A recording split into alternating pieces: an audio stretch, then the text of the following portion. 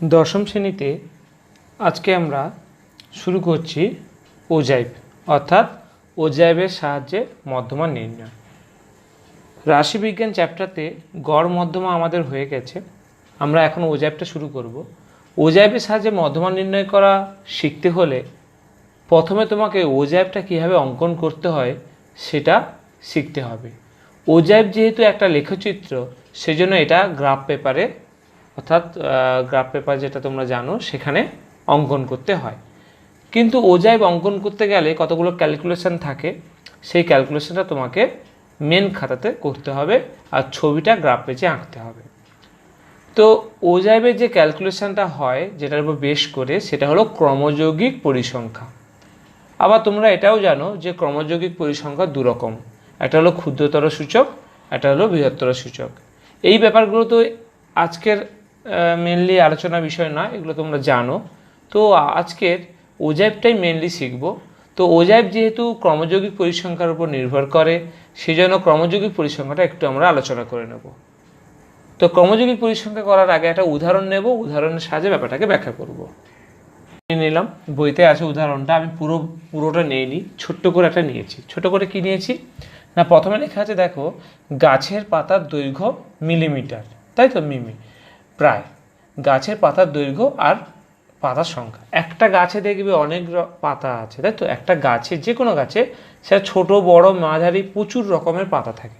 তো পাতাগুলো মেপেছে, ঠিক আছে, 120 থেকে 130 মিলিমিটার দৈর্ঘ্যের পাতার সংখ্যা 4টি, 130 থেকে 140 এরকম পাতার সংখ্যা, মানে এই মাপের পাতার সংখ্যা 6টি, 140 থেকে 150 এটাকে অ্যাকচুয়ালি এভাবে পড়ে 140 বা 140 থেকে বেশি, 150 থেকে কম, সেটা সংক্ষেপে আমরা বলে দিই 140 থেকে 150 সেটা 10টা, 150 থেকে 160 14টা, আর নেই, দরকার নেই।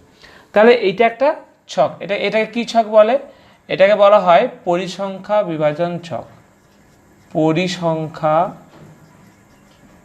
বিভাজন ছক, ছকগুলো একটু বুঝে নিই ব্যাপারটা। এটাকে বলা হয় পরিসংখ্যা বিভাজন ছক। তো এই পরিসংখ্যা বিভাজন ছক থেকে আমরা ক্রমযৌগিক পরিসংখ্যান বিভাজন ছক নির্ণয় করব। ক্রমযৌগিক পরিসংখ্যান বিভাজন ছক, তাহলে এখন আমরা কি বের করব না, ক্রমযৌগিক পরিসংখ্যা বিভাজন ছক। আগে এগুলো শিখতে হবে, তারপরে ওজাইভ। ক্রমযৌগিক পরিসংখ্যা বিভাজন ছক, যেহেতু ক্রমযৌগিক পরিসংখ্যা আবার দু প্রকার, ক্ষুদ্রতর বৃহত্তর, তাই এই ছকটা আবার দুরকমভাবে তৈরি করা যায়। এই ছকটা অর্থাৎ ক্রমযৌগিক পরিসংখ্যান বিভাজন ছকটা কিভাবে না, প্রথমটা এইভাবে লেখা যায় যে শ্রেণী সীমানা আর ক্রমযৌগিক পরিসংখ্যা, একটা হলো ক্ষুদ্রতর সূচক, ঠিক আছে, এইভাবে একটা ছক তৈরি করা যায়। আবার এদিকে একটা সেপারেট করছি, এটাও একটা শ্রেণী সীমানা আর ক্রমযৌগিক পরিসংখ্যা, এটা হলো বৃহত্তর সূচক। পাশাপাশি দুটো করেছি, দুটোই বুঝে নেব একসঙ্গে, ঠিক আছে।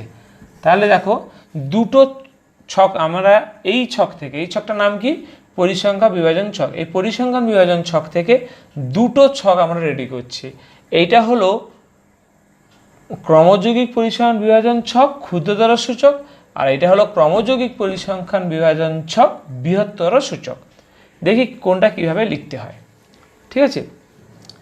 দেখো উপর ছক থেকে নিচের ছকটা যেহেতু তৈরি করছি, উপরের ছকটা একটু ভালো করে বুঝে নাও। উপরের ছকটা তোমার আছে যে 120 থেকে 130, তাহলে এখানে লিখব যেহেতু ক্ষুদ্রতর সূচক, সেই ছকটাকে এভাবে লেখা হয় 130-এর কম। যেহেতু 130 থেকে 140, তারপরটা হবে 140-এর কম, তারপরটা হবে 150-এর কম, সব কম কম দিয়ে লিখ, এটা হবে 160-এর কম। এখানে তোমার শেষ হলো, তারপর আর নেই যেহেতু, যদি থাকতো তাহলে আরও লিখতে হতো। এবার 130-এর কম কতগুলো, মানে 130-এর কম মানে কি, 130 মিলিমিটার দৈর্ঘ্যের কম পাতার সংখ্যা। দেখো এই যে 120 থেকে 130 মিলিমিটার দৈর্ঘ্যের পাতার সংখ্যা কত, 4টি। তাহলে এই 4টি পাতার প্রত্যেকটার দৈর্ঘ্য 130-এর কম। এই যে 4টে পাতা, এদের প্রত্যেকটার দৈর্ঘ্য 130-এর কম, 120-র বেশি। এখানে কি বলেছে যে 120-র কম, তাহলে এখানে 4 হবে, ঠিক আছে, 4 হবে। এবার তারপরটা কি বলেছে, 140-এর কম। তাহলে দেখো এই যে 6টা পাতা, এই 6টা পাতার দৈর্ঘ্য কিন্তু 140-এর কম, কিন্তু এরা 130-এর বেশি। আবার এই যে 4টে পাতা, এদের প্রত্যেকের দৈর্ঘ্য যেহেতু 120 থেকে 130-এর মধ্যে থাকে, সেই জন্য আমি ঘুরিয়ে বলতে পারি যে এই 4টে পাতা প্রত্যেকের দৈর্ঘ্য কিন্তু 140-এর কম। তাহলে 140 দৈর্ঘ্যের কম কতগুলো হবে, এখানে আছে 6টা, এখানে 4টে, তাহলে 6 আর 4 যোগ করলে কত হয়, 10টা। তাহলে 150-এর কম মানে তোমাকে এই 3টে যোগ করতে হবে, তার মধ্যে এই দুটো যোগ হয়ে 10 হয়ে আছে, তাহলে সেই 10-এর সঙ্গে এই 10 যোগ করলে 20। এই অবশ্য দাগ দিতে হবে, কাজটা শেষ হয়ে গেছে। আচ্ছা, আর 160-এর কম মানে পুরোটা যোগ হবে, মানে এই পর্যন্ত যোগ হয়তো 20 হয়ে আছে, 20 আর 14 যোগ হলে 34। তাহলে এই ছকটা আমরা কমপ্লিট করলাম, তাই তো। তাহলে ক্ষুদ্র মানে ক্রমযৌগিক পরিসংখ্যান বিভাজন ছক আমরা তৈরি করছি, সেটা হলো দু রকম, একটা হলো ক্ষুদ্রতর, একটা হলো বৃহত্তর। তাহলে ক্ষুদ্রতর ক্রমযৌগিক পরিসংখ্যান বিভাজন ছকটা আমরা রেডি করেছি, এটা হলো ক্ষুদ্রতর ক্রমযৌগিক পরিসংখ্যান বিভাজন ছক। এবার বৃহত্তরটা কীভাবে নির্ণয় করতে হয় এটা একটু ব্যাখ্যা করে নেব। তাহলে বৃহত্তর বেলা লিখতে হবে, এই যেমন কম কম করে লিখছিল, এটা বেশি বেশি করে লেখা হয়। ধরো প্রথম তোমার লিখতে হবে 120 বা 120-এর বেশি, তারপরটা হবে এটা 30-এর বেশি।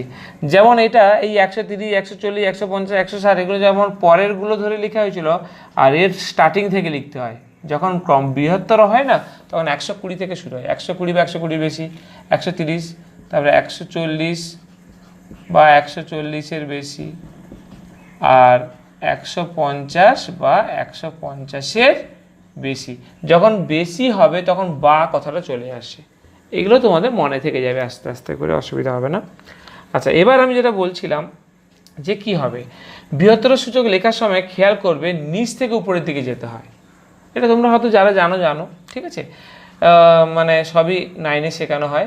150 থেকে 160 14, তাহলে 150-এর বেশি। তাহলে এই যে 14টা পাতা, এদের দৈর্ঘ্য 150-এর বেশি আর 160-এর কম।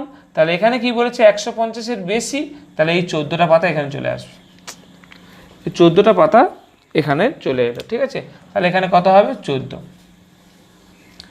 আচ্ছা, এবার 140-এর বেশি, তাহলে দেখো এই যে 10খানা পাতা, এই পাতার দৈর্ঘ্য কিন্তু 140 থেকে 150-এর মধ্যে, মানে কি 140-এর বেশি।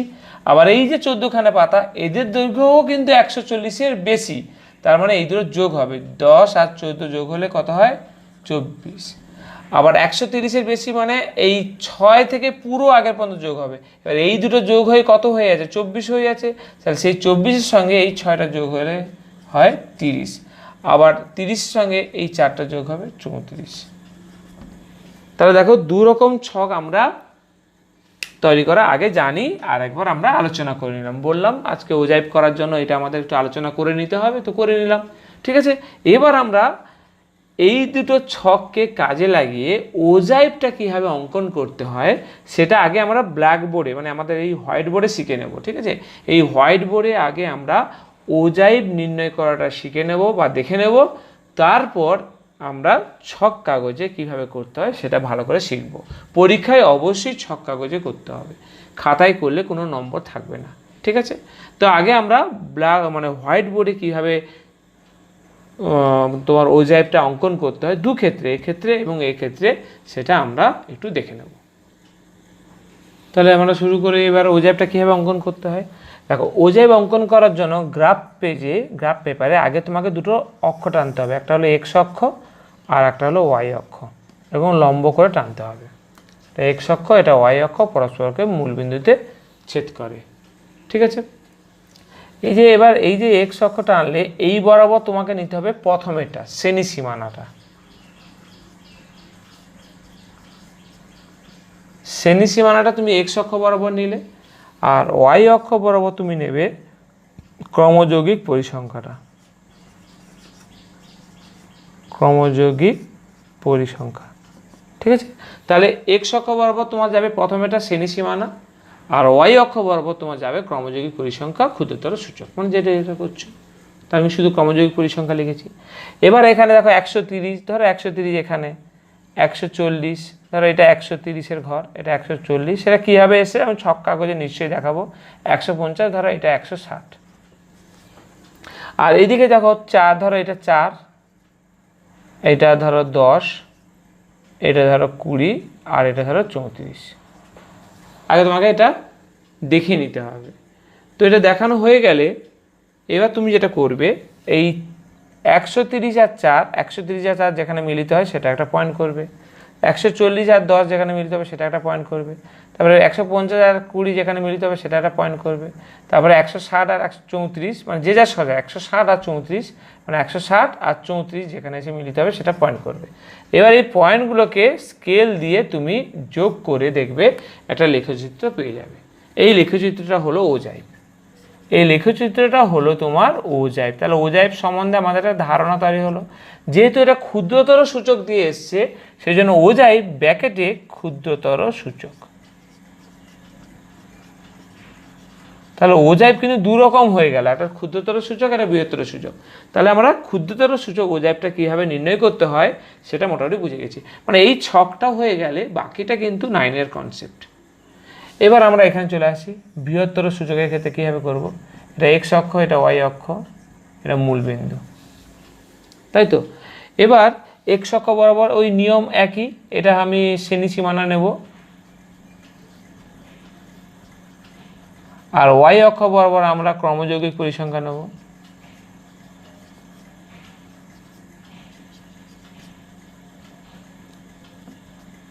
হলো, তাহলে এক্স অক্ষ ওয়াই অক্ষ দুটোই হলো। এবার 120 আর 34, তো 120 পাওয়ার জন্য 120 এগুলো আগে পেয়ে যেতে হবে, 130 এগুলো আগে বের করতে হবে, 140, 150, আর এখানে তোমার ধরো এখান থেকে 14, 24, 30, 34 পেয়ে গেলাম। এর প্রথমে দেখো 120 আর 34, তাহলে 120 আর 34 মানে 120 সোজা উপরে উঠবে আর 34 সোজা, মানে এরকম একটা বিন্দু পাবে। তারপরে 130 আর 30, 130 আর 30 মানে তুমি এরকম একটা বিন্দু পাবে। তারপরে 140 আর 24, 140 আর 24 মানে এরকম একটা বিন্দু পাবে। আর 150 আর 14 মানে তুমি এরকম একটা বিন্দু পাবে। এবার এই বিন্দুগুলো তুমি যখন যোগ করবে স্কেল দিয়ে অবভিয়াসলি, তখন যে গ্রাফটা পাবে সেটাও একটা, সেটাকে বলা হয় ওজাইভ।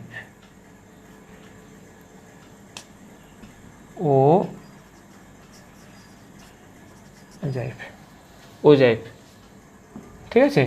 আর যেহেতু এটা বৃহত্তর সূচক দিয়ে এসছে, ওই জন্য পাশে ব্র্যাকেটে লিখতে হয় বৃহত্তর সূচক। তাহলে ওজাইভটা কীভাবে নির্ণয় করতে হয় আমরা একটু আলোচনা করলাম। এবার আমাদের মেন টপিক কিন্তু ওজাইভ অঙ্কন করা না, ওজাইভ থেকে মধ্যমা নির্ণয় করা, সেটা আমরা পরে শিখব। আগে আমরা ওজাইভ পর্যন্ত কীভাবে এলাম সেটা একটু প্রথম থেকে ব্যাখ্যা করি, আর একবার ব্যাখ্যা করে দিই, ঠিক আছে। দেখো ওজাইভ নির্ণয় করার জন্য প্রথম আমরা কি করেছিলাম না, একটা পরিসংখ্যান বিভাজন ছক নিয়েছিলাম। তাহলে পরিসংখ্যান বিভাজন ছক আমি ছোট্ট করে এটা লিখেছি, গাছের পাতার দৈর্ঘ্য, উপরেরগুলো সব দৈর্ঘ্য আর নিচেগুলো পাতার সংখ্যা, তাই তো। 120 থেকে 130 দৈর্ঘ্যের পাতা আছে 4টে, 130 থেকে 140 6টা, এরকম করে একটা মাপ দিয়েছে। তাহলে এই যেহেতু এটা পাতার সংখ্যা মানে শুধু পরিসংখ্যা, সেই জন্য এটাকে পরিসংখ্যা বিভাজন ছক বলে। এই পরিসংখ্যান বিভাজন ছক থেকে ওজাইভ অঙ্কন করার জন্য তোমাকে ক্রমযৌগিক পরিসংখ্যান বিভাজন ছক তৈরি করতে হবে, যে কোনো একটা, হয় এটা নয় এটা। যদি পরীক্ষায় কোনো কিছু উল্লেখ না করে, তোমার যেটা সুবিধা, মানে এটাই তোমার সহজ হবে, প্রথম এটাই করবে। আর যদি পরীক্ষায় উল্লেখ করে দেয় যে বৃহত্তর সূচক দিয়ে করবে, তখন এইটা দিয়ে করবে। দুটো কিন্তু করতে হবে না, দুটো ছক কিন্তু করতে হবে না, ঠিক আছে। যে কোনো একটা ছকের করে সেখান থেকে ওজাইভটা তোমাকে অঙ্কন করতে হবে। তাহলে প্রথম যদি ছকটা আমি আলোচনা করি, এটা হলো ক্ষুদ্রতর সূচক ক্রমযৌগিক পরিসংখ্যান বিভাজন ছক এইটা। তো সেটা কীভাবে নির্ণয় করা হয়, সেটা প্রথম শ্রেণীর যেটা আপার লিমিট 130 সেটা দিয়ে স্টার্ট হয় এবং কম কম করে লিখতে হবে। 130-এর কম, 140-এর কম, 150-এর কম, 160-এর কম, 170-এর কম, কম কম করে লিখতে হবে এবং উপর থেকে নিচের দিকে যোগ করে করে সব বাড়বে, আস্তে আস্তে বাড়বে। প্রথম ছিল 4, এই 4টা আমি লিখেছি, পরে 4 আর 6 যোগ হয়ে 10, তারপরে 10 আর 10 যোগ হয়ে 20, 20 আর 14 যোগ হয়ে 34, মানে পরপর 4, 10, 20 মানে বাড়ছে। আর যদি তোমাকে বৃহত্তর সূচক বের করতে চাও তাহলে লিখতে হবে সব নিম্ন সীমা দিয়ে লেখা হয়, 120 থেকে 130, মানে 120 থেকে স্টার্ট হবে। কী হবে, 120 বা 120-এর বেশি, 130 বা 130-এর বেশি, 140 বা 140-এর বেশি, বা 160 বা 160-এর বেশি, এরকম করে একটা শ্রেণী সীমানা তোমরা বের করলে এবং নিচ থেকে উপরের দিকে যোগ করে করে যেতে হবে। 150-এর বেশি 14 কেন হলো না, এখানে যে মাপটা দিয়েছি একটু দেখে নাও, আমি দেখে দিচ্ছি। এই যে 150 থেকে 160, 150 থেকে 160 যে মাপটা ওরা দিয়েছে, মানে এই যে 14টা পাতা এদের প্রত্যেকের দৈর্ঘ্য 150-এর বেশি, সেই জন্য 150-এর বেশিতে 14 চলে এসছে। তারপরে এই যে 10টা পাতা এদের প্রত্যেকের দৈর্ঘ্য 140-এর বেশি, 140-এর বেশি, তাই তো। এবং এই যে 14টা পাতা এদেরও দৈর্ঘ্য 140-এর বেশি, যেহেতু এরা 150-এর বেশি, এরা অবভিয়াসলি 140-এর বেশি হবে, সেই জন্য 140-এর ক্ষেত্রে এই দুটো যোগ হয়ে 24 হয়েছে। তারপরে আবার 24 আর 6 যোগ হয়ে 30, 30 আর আগের 4 যোগ হয়ে 34, তাহলে এটা হলো বৃহত্তর সূচক। এবং এই দুটো সূচক মানে ছক থেকে এইটা যে কীভাবে করলাম, মানে এই যে তোমার ক্ষুদ্রতর আর বৃহত্তর দুটো গ্রাফ করলাম না, এটা কি করে করলাম সেটাও আমি একটু বলে দিচ্ছি, তোমরা সবাই জানো, আমি জানি। দেখো, এক্স অক্ষ বরাবর তুমি নেবে শ্রেণী সীমানা আর ওয়াই অক্ষ বরাবর নেবে ক্রমযৌগিক পরিসংখ্যান, মানে দুটো তো ঘর, একটা হলো শ্রেণী সীমানা এক্স অক্ষ বরাবর আর একটা ওয়াই অক্ষ বরাবর নেবে তোমার শ্রেণী এই ক্রমযৌগিক পরিসংখ্যা। এবার যে যে মাপগুলো এখানে আছে সেগুলো এখানে প্লটিং করে নিতে হবে। অবভিয়াসলি এটা গ্রাফ পেজে করলে ছবিটা আরও সুন্দর দেখতে লাগবে। গ্রাফ পেজে এক্স অক্ষ বরাবর 120, 130, 150, 160 কোথায় আছে সেটা তোমাকে অনুমান করতে হবে বা তোমাকে জানতে হবে যে কীভাবে পড়তে হয়। এবং এইদিকে যে 4, 10, 20, 30, 20, 34 এগুলো কীভাবে আছে সেগুলোও তোমাকে নাম্বারিং করতে হবে। তেমনি এর ক্ষেত্রেও তাই 120, 130, 140, 150 সেটা কীভাবে আছে সেটা লিখলে, আবার 34, 30, 24, 14 এগুলো কীভাবে আছে সেগুলো লিখলে, তারপর যে বিন্দুগুলো পেলে সেগুলোকে স্কেল দিয়ে পরপর দুটো বিন্দুকে যোগ করতে হবে। পরপর কাছাকাছি দুটো বিন্দুকে স্কেল দিয়ে যোগ করলে যে ছকটা পাবে, সেই মানে যে লেখচিত্রটা পাবে, ছক না, যে লেখচিত্রটা পাবে তাকেই বলা হয় তোমার, সেই লেখচিত্রকেই বলা হয় তোমার ওজাইভ। তাহলে ওজাইভ সম্বন্ধে মনের মধ্যে একটা ধারণা তৈরি হলো। তাহলে ওজাইভ অ্যাকচুয়ালি হলো একটা লেখচিত্র, এই যে লেখচিত্র এইটাকেই বলা হয় ওজাইভ। তাহলে ওজাইভ দেখো, একটা এই দিক থেকে এই দিকে বেঁকেছে, একটা উপর থেকে নিচের দিকে গেছে। এই নিচ থেকে উপরের দিকে যেটা গেছে, মানে নিচ থেকে উপর মানে ডান দিকে চেপে চেপে গেছে, এটাকে বলা হয় ক্ষুদ্রতর সূচক, ওজাইভ ব্যাকেটে ক্ষুদ্রতর সূচক। আর উপর থেকে যখন নিচের দিকে যাবে এভাবে যেমন যখন দেখতে লাগবে, এটা হলো ওজাইভ, এটা বৃহত্তর সূচক। পরীক্ষায় তোমাকে যেটা বের করতে বলবে তোমাকে সেইটাই করতে হবে, ঠিক আছে? ঠিক আছে, এবার আমি তোমাকে একটা কথা বলতে পারি যে এই দুটো ওজাইভের মানে কিন্তু এক, যেহেতু সেম অঙ্কের উপর দুটো ওজাইভ তৈরি করেছো, এদের মিনিংটা, ইন্টারনাল যে মিনিং সেটা কিন্তু সেম, কিন্তু তোমাকে যেভাবে বের করতে বলবে তোমাকে সেভাবে বের করতে হবে, ঠিক আছে? তাহলে আমরা ওজাইভটা কী জিনিস আমরা কিছুটা হলেও বুঝে নিলাম। এবার আমরা ছক কাগজে একটা অঙ্ক শুরু করে কিভাবে পরীক্ষায় অঙ্কটা করতে হয় সেটা আমরা শিখব। তো তার জন্য তোমরা বই খোলো, বইতে ওজাইভে আমি একটা অনুশীলনী অঙ্ক করব। অনুশীলনী অঙ্ক দেখো কত আছে, 26.3 পেজ নাম্বার, আমার তো আছে 358, তোমাদের বইতে কোথায় আছে তোমরা দেখো, আমার বইতে 358। তো ওই যে 358 চ্যাপ্টারতে কোষে দেখি 26.3-এর আমি প্রথম অঙ্কটা বোর্ডে করব। তাহলে প্রথম অঙ্কটা কি আছে আমি অঙ্কটা টুকে নিয়ে আলোচনা করছি। এবার আমরা একটা উদাহরণ নিয়ে নিলাম, উদাহরণটা আমরা লিখেছি, তোমরা দেখতেও পাচ্ছ নিশ্চয়ই বোর্ডে। 26.3-এর প্রথম অঙ্কটা নিয়েছি। তো প্রথম অঙ্কটা কি আছে, প্রথম অঙ্কটা যেটা আছে সেটা একটু বলে দিই। একটু ব্যাখ্যা করে নিই। প্রতিটি দোকানের লাভ, মানে একটা বাজারে ধরো অনেক দোকান আছে, সেই দোকানের প্রত্যেক দোকানের লাভ তো বিভিন্ন হয়। আর দোকানের সংখ্যা দেখো, 0 থেকে 50 টাকার ভিতরে লাভ করে এরকম 10টা দোকানদার। আর 50 টাকা পার ডে 50 থেকে 100 টাকা লাভ করে এরকম দোকানের সংখ্যা কিন্তু 16টা। আবার 100 থেকে 150 টাকা লাভ করে এরকম 28, এবং বাকিগুলো দেওয়া আছে। বোঝা গেছে? তো এইটা যেহেতু এই দোকানের সংখ্যা, এটা হলো মানে পরিসংখ্যা। যেহেতু দোকানের সংখ্যা মানে এটা একটা পরিসংখ্যা, তো মানে 0 থেকে 50 টাকার মধ্যে লাভ করে 10টা সংখ্যা, 50 থেকে 100 এরকম টাকা লাভ করে 16টা সংখ্যা, তাহলে 10, 16, 28 এগুলো তো সব পরিসংখ্যা। সেই জন্য এই যে ছকটা, এটাকে বলা হয় পরিসংখ্যা বিভাজন ছক। কি বলা হয়? পরিসংখ্যা বিভাজন ছক। তো এই পরিসংখ্যা বিভাজন ছক থেকে অজাইব অঙ্কন করার জন্য তোমাকে যেটা প্রথম করতে হবে তোমাদেরকে, সেটা অবশ্যই এখান থেকে ক্রমযৌগিক পরিসংখ্যা বিভাজন ছক তৈরি করতে হবে। কী করতে হবে? ক্রমযৌগিক পরিসংখ্যা বিভাজন ছক তোমাকে তৈরি করতে হবে। কিন্তু সেটা লেখার দরকার নেই, তুমি জাস্ট এইভাবে লিখে দাও। প্রথমটা লিখবে শ্রেণী সীমানা, তারপরে লিখবে ক্রমযৌগিক পরিসংখ্যা ক্ষুদ্রতর সূচক। দেখো, সম্ভবত বইয়ের প্রথম অঙ্কটা কি সূচক হবে সেটা কিন্তু উল্লেখ করেনি।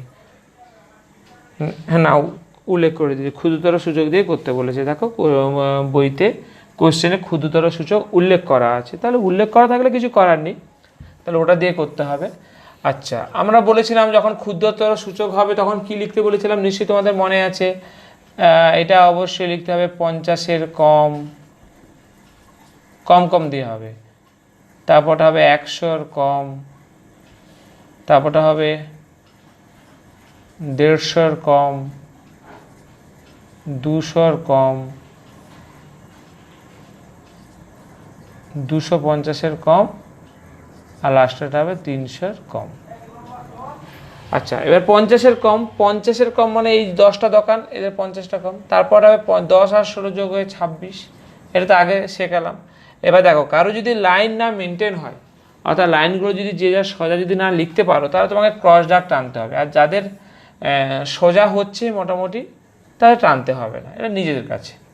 আচ্ছা, 26 সঙ্গে 28 যোগ করো, 26 আর 28 তোমার যোগ করলে 54, তারপরে 54-র সঙ্গে ওটা যোগ করলে তোমার হবে 76। তাহলে 76-এর সঙ্গে তার মানে বুঝতে পারছো তো, 200-র কম 76। এবার 76-এর সঙ্গে তোমার যোগ হচ্ছে তোমার 76 আর 18 যোগ করলে কত হয়? 94। আর 94-এর সঙ্গে লাস্টে 6 যোগ হলে কত হয়? 100। তাহলে এখানে তোমার শেষ হচ্ছে। ঠিক আছে, তাহলে এই ছকটা আমরা পেয়ে গেলাম। এই যে ছকটা, এটাকে বলা হয় ক্ষুদ্রতর সূচক ক্রমযৌগিক পরিসংখ্যান বিভাজন ছক। অনেক বড় নাম, লেখার দরকার নেই, কিন্তু জানতে হবে যে এটা ক্রমযৌগিক পরিসংখ্যা বিভাজন ছক আমরা রেডি করছি, সে ক্ষুদ্রতর বলো আর না বলো। তো এই ছক থেকে আমরা এবার ওজাইব অঙ্কন করব, সেটা কিন্তু গ্রাফ পেপারে। ঠিক আছে, দেখো বইতে যখন অঙ্কটা শেখানো হয় তখন কিন্তু অনেক কিছু লেখা হয়, তো আমরা এত কথা না লিখলেও অল্প কথা লিখতে হবে। মানে শুধু ছবি এঁকে দিলে কিন্তু হবে না, অল্প কথা লিখতে হবে। সেই লেখাটা কি হবে সেটা আমি নিচে লিখছি। তাহলে লেখাটা কি হবে সেটা একটু আমরা আলোচনা করে নিই। একদম কম করে লিখবো, ঠিক আছে, এটা এমনিতে টাইম নষ্ট হয়, এই জন্য কম। দেখো, এটা তুমি লেখো। আচ্ছা, প্রথম বলি, এই যে শ্রেণী সীমানা, আমি যখন তোমাকে বোর্ডে ছবিটা এঁকে দেখিয়েছিলাম, এক অক্ষ বরাবর শ্রেণী সীমানা নিয়েছিলাম। তো শ্রেণী সীমানা বললে চলে, তবে আমরা উচ্চসীমা বলবো। ঠিক আছে, উচ্চসীমা। তাহলে এবার লিখব যে ছক কাগজে এক্স অক্ষ বরাবর উচ্চসীমা, ওটা অ্যাকচুয়ালি শ্রেণী সীমানা না হয়ে ওটা উচ্চসীমা হবে। তোমরা যদি খাতায় ঠিক করবে তো করে নাও, ওটা উচ্চসীমা লেখা উচিত। একই ছক, যদি জিনিসটা প্রায় একই, তবু উচ্চসীমা লেখা উচিত। এক্স অক্ষ বরাবর উচ্চসীমা এবং ওয়াই অক্ষ বরাবর ক্রমযৌগিক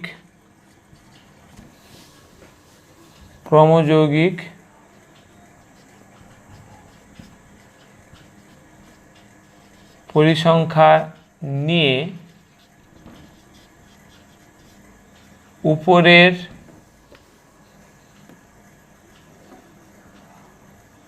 মানগুলি স্থাপন করে, মানে এই কথাটা না একদম জিস্ট করে লিখে দেওয়া, উপরের মানগুলো স্থাপন করে মানে এই মানগুলো স্থাপন করে। কি করে স্থাপন করলো সেটা এখানে কোনো আমরা ব্যাখ্যা করলাম না, এখানে ব্যাখ্যা করলে অনেকটা বড় লেখা হয়ে যাবে। ক্রমযৌগিক পরিসংখ্যা নিয়ে উপরের মানগুলি স্থাপন করে ওজাইভ পেলাম। দেখো ওজাইভ নির্ণয় করতে বলেছে, আমি লিখে দিলাম যে এক্স অক্ষ বরাবর উচ্চসীমা এবং ওয়াই অক্ষ বরাবর ক্রমযৌগিক পরিসংখ্যা নিয়ে উপরের মানগুলি স্থাপন করে ওজাইভ পেলাম, কথাটা লিখে দিলাম। কিন্তু এবার ওজাইভ কিন্তু এখনো পাইনি, এবার এটা হলো মেন পেজে থাকবে, এখানে তোমাদের স্যারেরা টিক চিহ্ন দিয়ে নম্বরটা দেবে, কিন্তু ছবিটা চলে যাবে গ্রাফ পেজে। এবার আমরা গ্রাফ পেজ নিয়ে এবার সেটা স্কেল আর পেন্সিলটা তোমরা রেডি করো আর গ্রাফ পেজ রেডি করো, সেখানে দেখাবো যে ওজাইভটা কীভাবে তৈরি হচ্ছে। আচ্ছা, একটা আমি গ্রাফ পেজ বোর্ডে নিয়েছি, ঠিক আছে। এই গ্রাফ পেজটা তোমাদেরও আছে, তোমাদের খাতা আছে, তোমরা নিশ্চয়ই বের করেছো এতক্ষণে। তো গ্রাফ পেজে প্রথম তোমার একটা পেজ নাও, পেজটা নিয়ে তোমাদের যেটা প্রথম করতে হবে একদম ধারের রেখা, মানে আমি এই ধারের রেখাটা আর এই ধারের রেখাটা নিচ্ছি, সেটা এক্স অক্ষ টেনে নাও, এক্স অক্ষ টেনে নাও তোমরা, এটা এক্স অক্ষ টেনে নাও, আর একদম এই ধার বরাবর একটা ওয়াই অক্ষ টেনে নাও, ঠিক আছে। এটা তোমরাও আস্তে আস্তে আমার সঙ্গে সঙ্গে টেনে নাও। এই একটাই অঙ্ক আমরা কিন্তু আজকে করব, এটা দিয়ে তোমাকে বুঝে নিতে হবে যে কীভাবে ওজাইভটা করতে হয়। তাহলে এটা এক্স অক্ষ হলো আর এটা ওয়াই অক্ষ হলো, এটা এক্স নাম দেবে, এটা ওয়াই নাম দেবে, এটা মূলবিন্দু যেহেতু ও নাম দেবে, ঠিক আছে। তাহলে হয়ে গেল এক্স অক্ষটা আনলে, ওয়াই অক্ষটা আনলে আর মূলবিন্দু নাম দিলে। এবার তুমি কি করবে, এই এক্স অক্ষ বরাবর 5 ঘরের মাথায় একটা করে দাগ দাও, 5 ঘরের মাথায় একটা করে দাগ দাও, দিয়েছো। এবার এই 5 ঘরের মাথায় দেখো, এখানে যেহেতু দেখো বোর্ডে আমি লেখাটা রেখেছি এটা বোঝানোর জন্য, 50, 100, 150, 200, 250, 300 সেগুলো লিখে দাও। তাহলে এখানে লিখবো 50, এখানে লিখবো 100, এখানে লিখবো 150। দেখো পরপর দাগগুলোতে লিখছি, ঠিক আছে। যদি না দেখতে পাও আমার কথা শুনে শুনে তোমরা কিন্তু সেটা বুঝে নাও, ঠিক আছে। একটু দাও, আচ্ছা তোমরা নিশ্চয়ই দেখতে পেয়েছো। তো আর একবার আমি করে দিচ্ছি, একটু ডিপ পেন দিয়ে করে দিচ্ছি। প্রথমে তোমরা কি করলে, এইভাবে এক্স অক্ষটা আনলে, প্রথম তোমরা এইভাবে এক্স অক্ষটা আনলে, তারপর এই বরাবর ওয়াই অক্ষটা আনলে একদম ধারের রেখা দিয়ে, ঠিক আছে, যে কেন এইদিকে অনেকটা জায়গা লাগবে। ওয়াই রেখাটা আনলে, তারপর তোমরা এক্স অক্ষ ওয়াই অক্ষ নাম দিলে, যাই হোক। এবার এটা 50, 100, 150, তারপরটা হবে 200, তারপরটা হবে 250, তারপরটা হবে 300, আমাদের 300 পর্যন্ত লাগবে, ঠিক আছে, 300 পর্যন্ত লাগবে। তাহলে যেটা বলছিলাম, তাহলে একটু লিখে দিই আরেকবার, এটা 50, তারপরটা হবে তোমার 100, তারপরটা হবে 150, তারপরটা হবে 200, তারপর 250, তারপর 300। তাহলে আমি 5 ঘর অন্তর একটা করে দাগটা আনলাম আর এভাবে লিখে দিলাম, আর নিচের দিকে তীর চিহ্ন দিয়ে লিখে দেবো উচ্চ সীমা, তীর চিহ্ন দিয়ে লিখে দেবো উচ্চ সীমা, ঠিক আছে। এবার উপরের দিকে করব কি, উপরের দিকে কে থাকে, ক্রমযৌগিক পরিসংখ্যা, একটু তীর চিহ্ন দিয়ে দেবো উপর দিয়ে, দিয়ে খাতাটা ঘুরিয়ে লিখে দেবো যে ক্রমযৌগিক পরিসংখ্যা, লিখে দেবে খাতাটা ঘুরিয়ে, আর কি তীর চিহ্ন দিয়ে লিখে দেবে ক্রমযৌগিক পরিসংখ্যা। দেখো মাপগুলো যেটা আছে 10, 26, 54, 76, 94, 100 আছে, এই মাপগুলো তোমার লাগবে। তুমি করবে কি, প্রতি 10 ঘর অন্তর 10, 20, 30, 40, 50, 60 শেষ হবে, 100 আছে, মানে এখানেই তোমাকে 10 করতে হবে। এখানে তুমি লিখবে 10, মানে 5 ঘরের মাথায় 10, 20, 30, 40, 50, 60, 65, 70, তারপরটা 80, 90, 100। তাহলে কি বললাম, প্রতি 5 ঘর, মানে দেখো উপরে সবচেয়ে ছোট মান 10 আর সবথেকে বড় মান কত, 100। তো এবার তুমি যদি প্রতি 1 ঘর অন্তর করে এখানে 5 লেখো, 10 লেখো, তাহলে 100 আর এখানে ধরবে না। ওই জন্য কী করলাম, 5 ঘরের মাথায় লিখে দিলাম 10, মানে ছোট করে নিলাম। আমি যদি 5 ঘরের মাথায় 5 লিখি তাহলে কিন্তু আমার এটা ধরবে না। সেই জন্য আমি কী করলাম, 5 ঘরের মাথায় লিখলাম 10, তাহলে 10 ঘরের মাথায় মানে 1, 2, 3, 4, 5 ঘরের মাথায় 5, তার মানে 10, 20, 30, 40, 50, 60, 70, 80, 90, 100 লিখে দিলাম।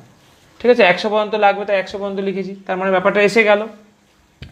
এবার যেটা করতে হবে তোমাকে, মানে পয়েন্ট বসাতে হবে। কীভাবে পয়েন্টটা বসাবে না, পয়েন্টটা তোমরা এভাবে বসাবে, দেখো এখানে বোর্ডে দেখো 50, 10, তাই তো, এদিকে কত আছে, কত 50, এদিকে আছে 10, তাহলে 50, 10 কোথায়, এখানে 50, এখানে 10, তার মানে এই বিন্দুটা হবে। তাহলে 50, এটা 10, বিন্দুটা 50, 10 লেখার দরকার নেই, জাস্ট গোল করে দেবে। ওকে, আচ্ছা, এই করতে টাইম থাকবে, মানে টাইম পাবে না একই, তো লিখবে কখন।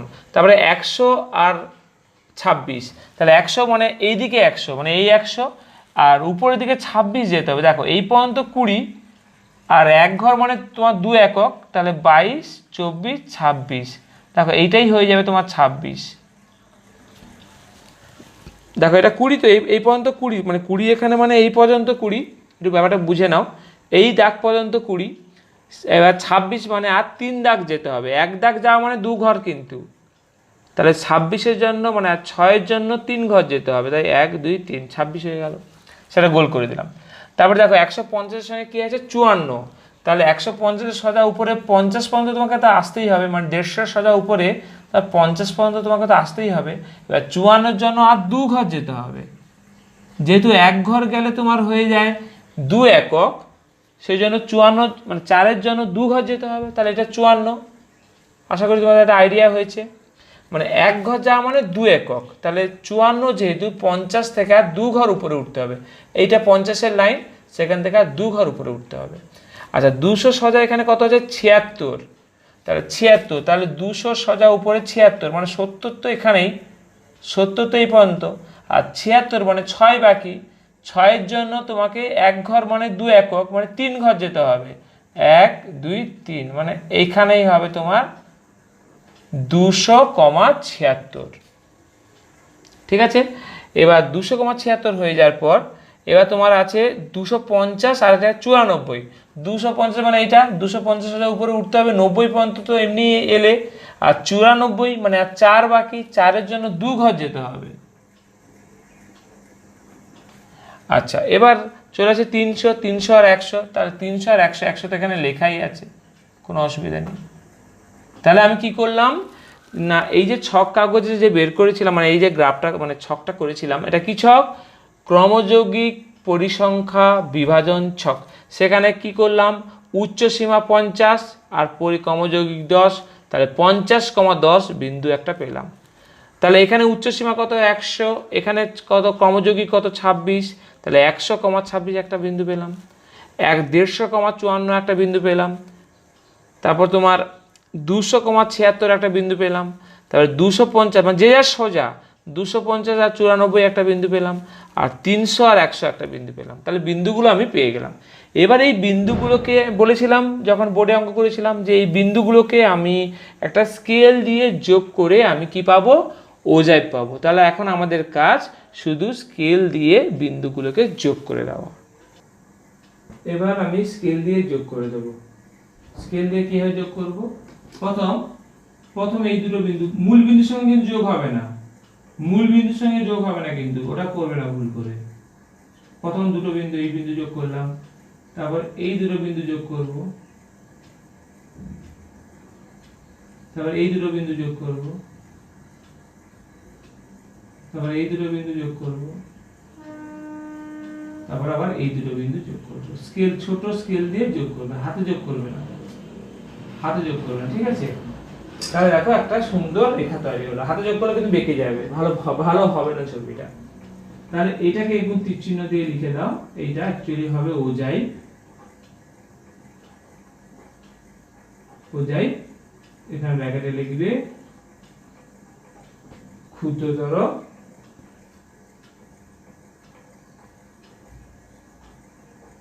সূচক। তাহলে আমাদের এখানে তোমার ছকটা কমপ্লিট হলো, ঠিক আছে? তাহলে পুরো ব্যাপারটা আর একবার একটু ব্যাখ্যা করে দিই, এই অঙ্কটা পুরোটা ব্যাখ্যা করে দিই, ঠিক আছে?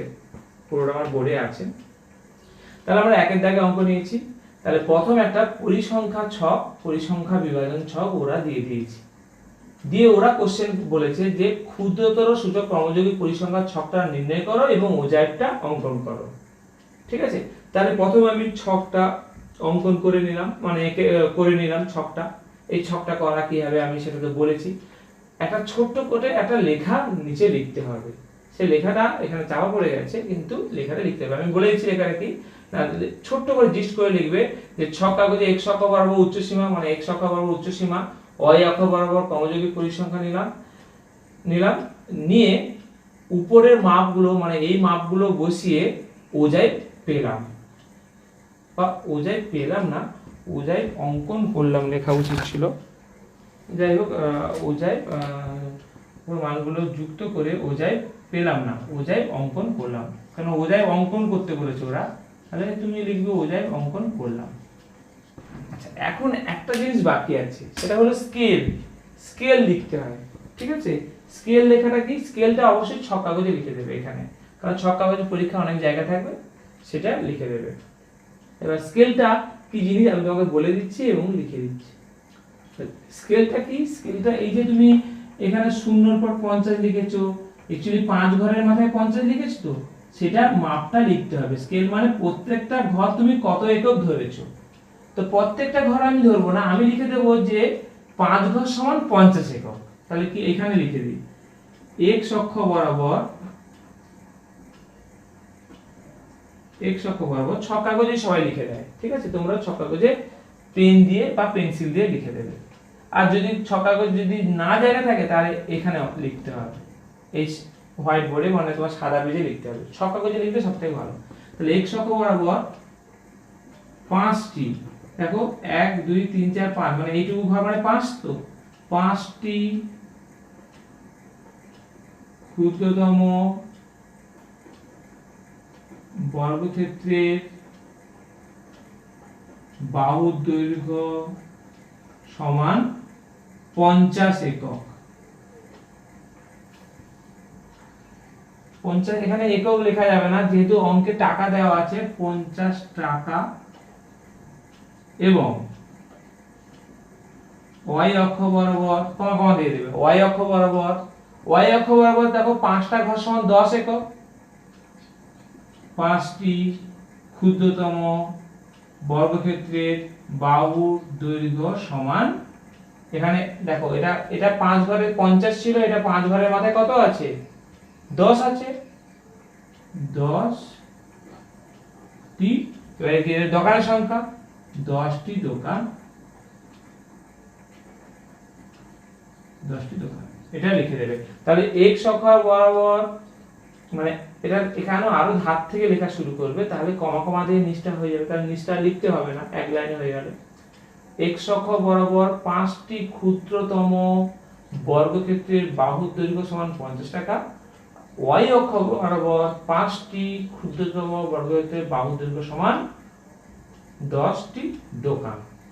এই স্কেলটা লিখতে হবে, ঠিক আছে? তোমরা স্কেলটা লিখে দেবে। ওকে, তাহলে আমরা পুরো ব্যাপারটা কমপ্লিট করলাম। তাহলে কতগুলো জিনিস দেখো একটা ছকের মধ্যে, এই জন্য এই পরীক্ষায় কেউ এগুলো করতে চায় না। এবং আগামী 2 বছর, শেষ 2 বছর কিন্তু কোনো অঙ্ক ওজাইব থেকে আসেনি, কিন্তু তোমরা যারা সায়েন্সের ব্যাকগ্রাউন্ড বানাতে যাও, মানে ভবিষ্যতে সায়েন্সে পড়াশোনা করতে চাও, তাদেরকে এগুলো শিখতেই হবে, কারণ ফিজিক্সে প্রচুর এর ব্যবহার আছে। তাহলে ছকটা কাগজটা কেমন বোঝালাম, তাহলে 50-100 করে লিখে নিলে, প্লটিং করে নিলে, ওজাইভ অঙ্কন করলে, আর স্কেলটা লিখে দিতে হবে এখানে, x অক্ষ বরাবর 5টি ক্ষুদ্রতম বর্গক্ষেত্র। দেখো আগে থেকে এখানে কেন লেখা হয় না, অনেক কোশ্চেন করতে পারে যে এখানে জায়গা নেই, এখানে তুমি আগে থেকে জানবে কি করে, ছবিটা আঁকার পর তো বুঝতে পারবে যে 5 ঘরে তুমি কত নিয়েছো, আগে থেকে তো সেটা জানো না, সেজন্য আগে লেখাটা কোনো সাইন্টিফিক না, ঠিক আছে। তো ওই জন্য ছক কাগজে বেশিরভাগ স্টুডেন্ট লিখে দেয়, একটু আগে থেকে লিখবে এখান থেকে, তাহলে আরো লেখাটা স্পষ্ট হয়ে যাবে। x অক্ষ বরাবর 5টি ক্ষুদ্রতম বর্গ হতে বাহু দৈর্ঘ্য সমান 50 টাকা, এবং y অক্ষ বরাবর 5টি ক্ষুদ্রতম, মানে 5 ঘরে 10, তাই 10টি দোকান। এটা একটু স্কেল, এটাকে বলা হয় স্কেল, ঠিক আছে। একটু স্কেল লিখে দেয় এখানে অনেকে, স্কেল লিখে আন্ডারলাইন করে দেয়, স্কেল, ঠিক আছে। এটার জন্য নম্বর থাকে, ঠিক আছে। তাহলে স্কেলটার জন্য নম্বর থাকে, ছবিটার জন্য নম্বর থাকে, এই লেখাগুলো খেয়াল করবে।